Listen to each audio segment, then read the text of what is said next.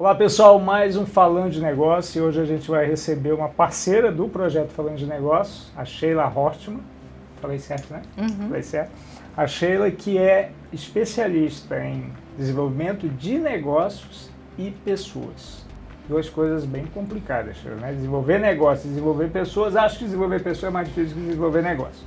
Então a gente vai bater um papo em cima disso, dando enfoque à nossa realidade, a realidade de Boa Vista, a realidade de Roraima, que, como eu sempre falo, Roraima não é melhor nem pior do que lugar nenhum, mas é diferente de tudo, tá?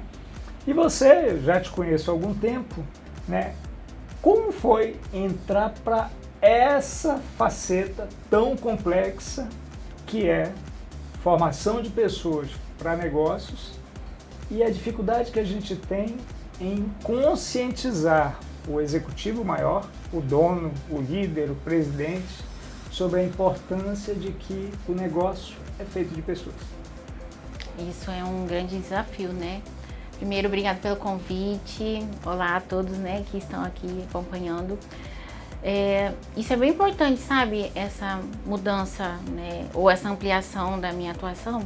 Eu sempre fui muito técnica, atuava como contadora, auditora.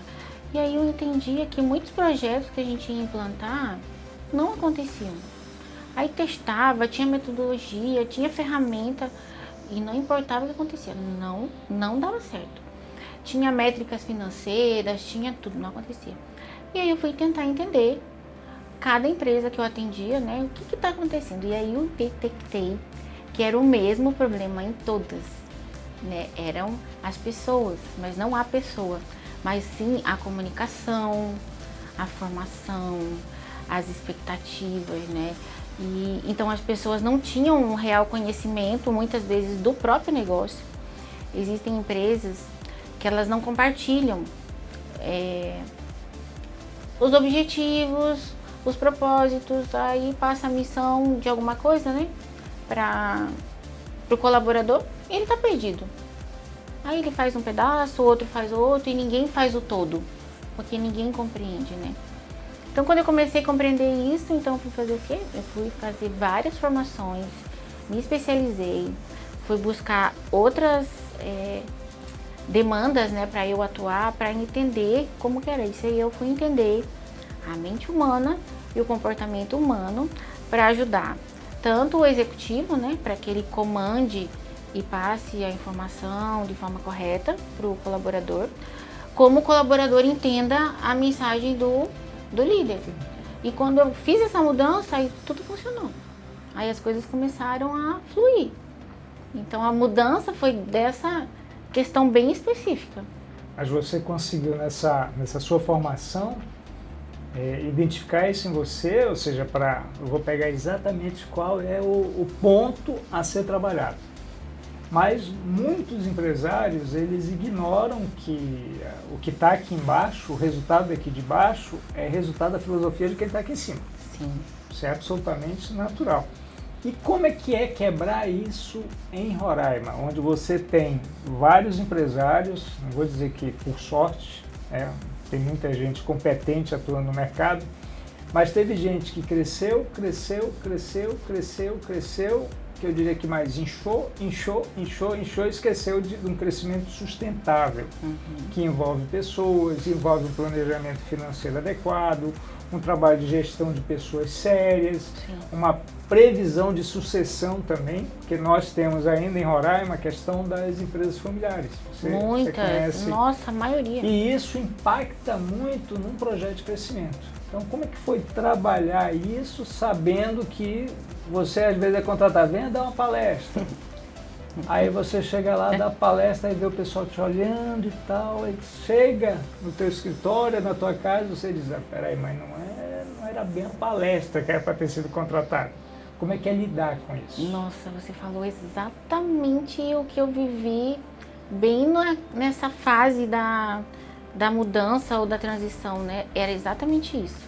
A empresa demandava algo, eu ia para lá, entrava com a minha equipe, né, atender, e não era o que eles precisavam. Chegava lá, era totalmente o contrário. Era outra história, não tinha nada a ver. E aí foi bem difícil no começo, mas hoje, né, eu uso muitas metodologias e ferramentas que me ajudam, né? Eu uso dentro da minha parte de mentoria de negócios, né? Eu uso a metodologia do coaching. E ela é muito importante porque ela ajuda a modular o pensamento e o comportamento, né? Então, quando eu identifico, por exemplo, né, um diretor, um empresário que ele está com um pensamento muito rígido, né, sobre um tema, aí eu entro com a metodologia correta, eu identifico o que está bloqueando, né? Aí a gente senta e diz assim, vamos fazer uma sessão aqui, uma conversa, né? E aí eu consigo que ele entenda, né, com as metodologias sempre, qual é o melhor caminho. Mas no começo não foi fácil. Hoje é um pouco melhor, porque com a ferramenta, a metodologia, eles entendem. Respeitam. E hoje também, com base na minha história, eu apresento o resultado. Então eu pego a empresa X, né, do mesmo segmento, que tinha o mesmo problema, e aí eu apresento, digo, olha, nessa empresa acontecia isso, a gente implantou isso, funciona. Alguns eles pedem para fazer um período de teste, vamos testar. A maioria também me pede isso, vamos testar se dá certo. Aí geralmente... Porque é uma cultura também que o empresário não está acostumado, né? Não. Essa é a verdade. Agora, nessas sessões que você realizou, teve alguma sessão de descarrego também? Alguma coisa nesse sentido? Porque... Não, mas sabe o que é muito comum? Chegou perto, né? Mas mas sabe o que é muito comum, né, no aspecto bem voltado pro financeiro mesmo, né, que eu percebi no começo, são as crenças mesmo, né? As pessoas trazem, né, herdam crenças e elas ficam lá enraizadas, né, no subconsciente, às vezes até no inconsciente a pessoa não percebe, e aí ela vai repetindo, né, um comportamento, repete.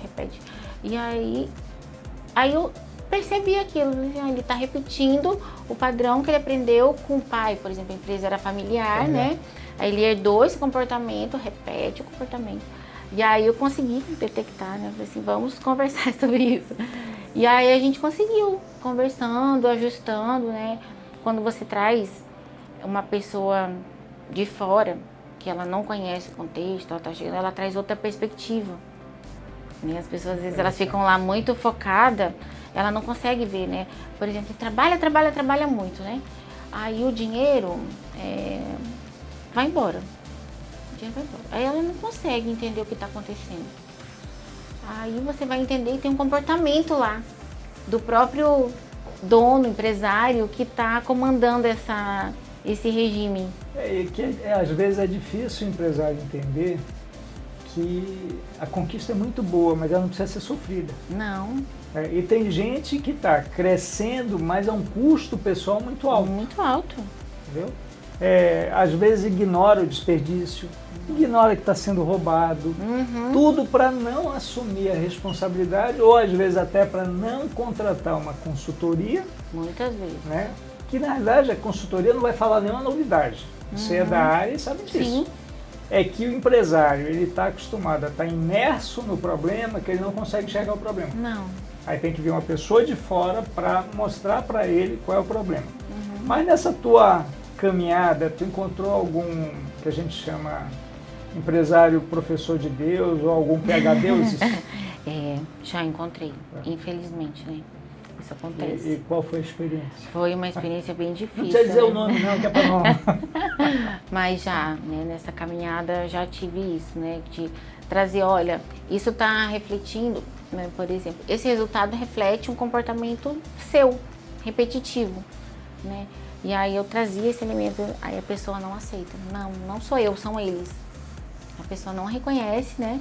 Nunca o problema está em mim, está no outro. Aí, nesse caso, a pessoa assim, não sou eu, são eles. Não sou eu.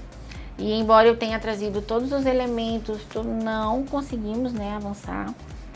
E aí, infelizmente, eu tive, né, que encerrar, né, o acompanhamento.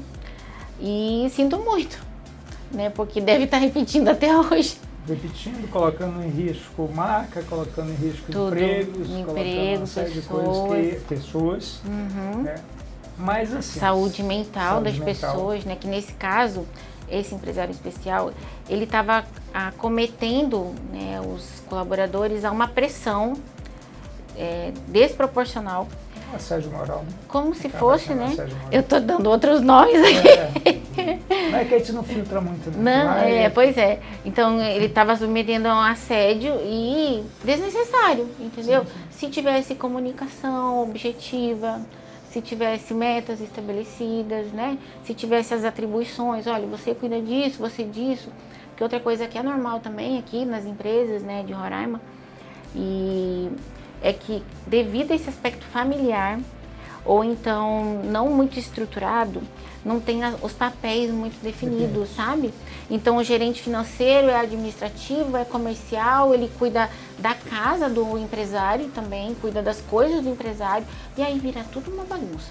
Aí os colaboradores são colocados todos em pressão, né? Olha, a venda tá baixa, não bateu meta de novo, e as pessoas nem sabem o que aconteceu. E a mistura, por exemplo, de caixas, que é um negócio muito comum em mistura empresa familiar, né? Olha, das 100% de empresas que eu atendo, 70% é a confusão patrimonial, que chama, né? Que é essa, misturar o patrimônio do sócio com o pessoal. Isso. E Sheila, nessa caminhada toda, você também tem a tua atuação pública, então é interessante que a gente questione como é que você falar com o setor empresarial, que ainda não atingiu o percentual adequado de participação no PIB. Hoje a gente ainda tem uma dependência muito grande do recurso público, federal, municipal, estadual. Sim. Como é você falar com esse empresário num ambiente de negócio que ainda não está completamente consolidado? Que se tiver uma crise no poder público, seja em que esfera for, eu vou ser afetado diretamente. O nosso empresário está preparado para isso ou vai ser um quebra-quebra? E a gente já viveu isso, né? Falando bem honestamente, a gente já viveu um período, né, de escassez, né, em Roraima, devido a esses fatores, e naquela época, naquela ocasião, muitas empresas quebraram, né? Porque justamente não estão preparadas. Eu percebo também nessa caminhada que as empresas, como não tem planejamento, você acredita que, nossa, acho que 100% das empresas que eu atendo, elas não têm gestão do capital de giro. Elas têm gestão só do caixa, né? Porque o caixa é uma coisa, o capital de giro é outra. Então, o que faz? Recebe, né, o serviço, paga os funcionários, paga o aluguel, paga tal, e fica um valor lá na conta. E na base do sorteio, mas não que sabe se esse valor que está lá é suficiente para rodar o mês seguinte. Ou a gente fala em margem de segurança, né? Uma empresa, ela deve ter, assim como uma pessoa física, uma margem de 6 meses de fluxo ou de capital sobrando. Então a empresa tem que gerar a operação, né, operacional dela, e deixar com que esse saldo, no mínimo, seja suficiente para cobrir 6 meses. Se ela conseguir fazer isso, ela não vai quebrar, né? Porque ela vai conseguir respirar. Mas é uma minoria, né? Não consegue, elas não conseguem, né? E é bem difícil, mas não é difícil, né? Gestão de capital de giro não é difícil. É a questão da pessoa aceitar que precisa fazer. Vai fazer a reserva. E muitas vezes que eu percebo também, né, que também vem da crença e vem lá do subconsciente, é que o ser humano, ele evita falar sobre tudo aquilo que incomoda ele. Por exemplo, marido e mulher estão com um problema no casamento, eles não falam. Fica postergando. Porque é como se fosse da mente humana. Tudo aquilo que incomoda a mente humana faz o quê? Ela afasta, né? Afasta. A mente humana vai afastando. Então, o problema no relacionamento, ninguém fala e só vai empurrando. Então, eu percebo isso também. Que tem a questão no mundo dos negócios. No mundo dos negócios, então, o empresário, ele sabe que tem essa dor, né, que não faz capital de giro, não sabe se o dinheiro que tem lá em caixa é suficiente para cobrir a operação do mês seguinte, que eu acho que o mês seguinte é obrigatório, não é nem reserva, no mínimo eu tenho que ter. É a tarefa de casa. E aí eles não sabem isso e muitas vezes eles não querem falar sobre isso. Não querem, porque tem traumas, crenças lá da infância, de escassez, de medo, né? Ele ouviu a mãe brigando com o pai por causa de dinheiro, ele viu falta de dinheiro na casa dele, então o dinheiro é dor. E toda vez que o dinheiro é dor, a mente humana não quer falar sobre aquilo, não quer enfrentar aquilo. E não dá importância à mola da organização, né? Aí a gente ressignifica, né? A gente traz, né, na mentoria ou no acompanhamento, a gente traz essa ressignificação para entender que hoje você é adulto e aquela dor lá do passado, da infância, ela não existe mais. Ela passou, ninguém muda o passado, mas hoje você é adulto e consegue dar um novo significado para aquilo, né? Você pode entender ou enxergar na dor lá da falta de dinheiro, escassez, briga familiar, entender como uma oportunidade. Assim, eu sou um vitorioso, porque eu poderia estar vivendo a vida dos meus pais e não tá. Você é empresário agora. Entendeu? Então você faz uma virança, vira a chave para ele entender que é mesmo. Eu não estou repetindo os meus pais, eu já sou empresário. Eu não tenho que viver aquela vida, né? E aí há uma mudança, graças a Deus. E agora você tocou numa coisa nos bastidores que eu acho fundamental na discussão. As organizações que são tocadas na base do respeito têm um resultado. Sim. As que são tomadas pela cultura do medo, têm outro resultado. Eu queria que você trouxesse, de repente, um exemplo, também não precisa citar nomes, onde você, de repente, identificou os seus atendimentos, essas duas frentes. Uma organização tomada pelo medo e outra tomada pelo respeito, e a diferença de resultado que elas têm. Nossa, é muito diferente. Muito diferente. O medo é uma emoção humana e como uma emoção humana, ele gera um comportamento. Então, toda vez que você aciona o medo, né, por exemplo, o penhasco. Eu estou no penhasco e estou com medo de cair. Ou eu volto para trás para não cair, ou eu fico parada. É como o medo me protege. Então, nas organizações que tem liderança autoritária ou liderança pelo medo, ele não enxerga que o colaborador está na mesma situação. Ele está parado ou voltando para trás. Ou seja, ele está piorando o resultado dele. Sim. E ele não consegue enxergar. Você acredita? Que ele tem a liderança autoritária, que a pessoa está com medo e por isso ele não consegue fazer aquela tarefa que ela precisa fazer. Então, isso é bem importante a gente falar disso, porque o gestor, o empresário precisa pensar sobre isso, né? Por que o meu funcionário não está fazendo aquilo que eu estou passando para ele? Eu passo todo dia a tarefa dele e ele não faz. Então, como é que você está liderando ele? Você está liderando, né, democrático, né? Ou você está só determinando, deixando ele com medo? Se deixar com medo, ele vai paralisar ou ele vai fugir. Porque é instintivo. Todas as emoções, elas são instantâneas. Então, o medo vai acontecer. Não tem o que fazer. Então, é identificar isso para mudar a postura, né? Para uma liderança mais democrática, que tenha essa conversa, um ambiente mais agradável, de respeito, que aí as coisas vão fluir melhor. Certeza. E eu defendo muito que, por exemplo, empresas que têm a cultura do medo, ela não cria time. Não. Na verdade, você tem uma quantidade de pessoas com potencial aspecto de sabotagem, né, que são assassinos de marca, porque eles não estão ali comprometidos com o projeto da empresa. Não. Eles estão ali por uma questão de necessidade básica. Sobrevivência. Já quando você traz a cultura do respeito, você tem time, você alia todo mundo, vai todo mundo remando para o mesmo lado, né, e aí você tem resultados. Agora, volta aquele negócio.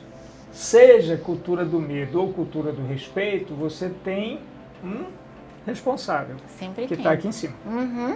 Sempre. Né? Que a gente sempre fala, a publicidade, por exemplo, a propaganda, ela sensibiliza a demanda. Sim. Mas quem define o fechamento do negócio é da porta para dentro. Sempre é. Né? Sempre. Não, fiz uma baita campanha, o pessoal não vendeu nada. Por quê, né? Por quê?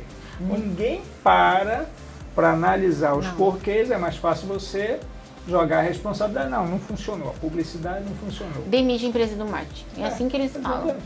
O que você corta primeiro na crise? pessoal e comunicação. Exatamente. Ou seja, vocês... As duas maiores forças os maiores que ele tem. capitais de comercialização, de venda de sucesso, você joga no mato. Porque não toma, né, decisão correta. Não analisa dado, não toma ciência das coisas como são na empresa, né? Tem empresários que eles não tomam ciência da situação da empresa. Não querem, parece que não querem. Saber os números reais, o que está acontecendo, se não vendeu, né? Também não pergunta, não questiona. Não chama a empresa de marketing, por exemplo, né? Por que essa campanha não deu certo, né? Qual é a sua opinião sobre isso? O que a gente poderia fazer melhor? Qual uma segunda sugestão que vocês teriam, entende? Não tem essa conversa frente a frente, vamos resolver. Não. Só tira essa empresa que ela não presta. E aí esquecem que a sobrevida é reduzida, né? Cada vez mais reduzida. E outra coisa, também o trabalho das agências de publicidade, as empresas de marketing, elas têm o mesmo papel que as empresas de consultoria. Às vezes elas são contratadas, aquilo que a gente conversou no começo, tu é chamada para palestra, quando tu chega lá, diz, não, mas não era palestra que eu deveria estar fazendo aqui. Na agência de publicidade, eu quero uma campanha para isso. Aí você chega lá, vê a loja totalmente desorganizada, a equipe totalmente descomprometida. Quer dizer, para que eu estou fazendo publicidade se quando o cliente chegar aqui ele não vai transformar em negócio? Não vai. Entendeu? Então, eu queria, a gente está chegando no final aí do nosso bate-papo, que é rapidinho também, Sim. e eu queria que você trouxesse uma mensagem que o nosso podcast está falando de negócio. Então, o principal objetivo é chegar aos executivos, aos diretores, aos proprietários da empresa, mas também sensibilizar a equipe, né, da importância. Porque não adianta você ir para uma organização simplesmente para passar uma chuva. Não. Se você vá para fazer bem feito. A hora que você quiser mudar, você vai estar com a porta encostada, a hora que precisar voltar, você volta. Então, qual é a mensagem que você daria para esse nosso mercado em formação, né, e que precisa ainda de muita melhoria? Sim, eu acho que começando a mensagem para o colaborador, né? Você falou algo tão legal. Eu aprendi lá na minha infância, né, com meus pais, que a gente sempre dá o melhor, não importa a posição que você está. Então, não importa a empresa, o gestor, a história dele, então faça sempre o seu melhor. Se você cumprir o seu papel, fazer as suas entregas, dar o seu melhor, o seu futuro vai estar garantido. Eu tenho certeza disso. Porque essa porta fecha, a outra vai estar aberta. Né? Você vai sair dessa empresa com dignidade, com honra, com competência, né? Com indicações, enfim. Então, a primeira dica, faça o seu melhor, né? Não se sabote, né? Não se auto-sabote. Né? Então, tenha conversas claras, né? Com o seu líder, com o seu, né? Com a pessoa com quem você trata, coordenador, enfim, direto, para que você consiga entregar o seu melhor. Para as empresas, principalmente para o empresário, para que ele tome consciência sobre os dados, os números reais da empresa. Né? Antes de tomar qualquer decisão, né, alinhe as informações. Então, não está conseguindo vender? Por que não está conseguindo vender? O problema está no produto? O problema está na loja? O problema está nas pessoas? O problema está na estratégia? Então, para tomar ciência da situação antes de tomar decisão. Para não ficar reiteradamente tomando decisão equivocada, que também é algo que acontece muito. Porque se esse empresário, empresária chama o marketing, chama as vendas, chama o RH, né? Chama a logística, né, o operacional, chama essas 4 frentes super importantes para um feedback. Olha, pessoal, esse mês não fechou as vendas, o que foi que aconteceu? E cada um vai colocar no seu ponto de vista aquilo que não funcionou. E aí, ouvindo, ele vai conseguir tomar a melhor decisão. Bom, Sheila, quero te agradecer pela agradeço. presença e vamos ter outros podcasts para falar de muita coisa. Nessa área aí não para de surgir coisa. E, pessoal, mercado é isso. Mercado é informação, é conhecimento. Quem acha que vai continuar sua vida empresarial pelo achismo, tem uma grande chance de chegar ao fracasso. Então, valorize as orientações, as consultorias, os trabalhos que são feitos por profissionais que estão aí para ajudar e não para tomar o lugar do empresário. Né? O trabalho consultivo, como o próprio nome diz, é consultivo. Quem define é o empresário. Então, defina pelo melhor, porque é o melhor para a sua empresa, para os seus colaboradores e para o seu futuro. Até a próxima segunda. Um abraço a todos.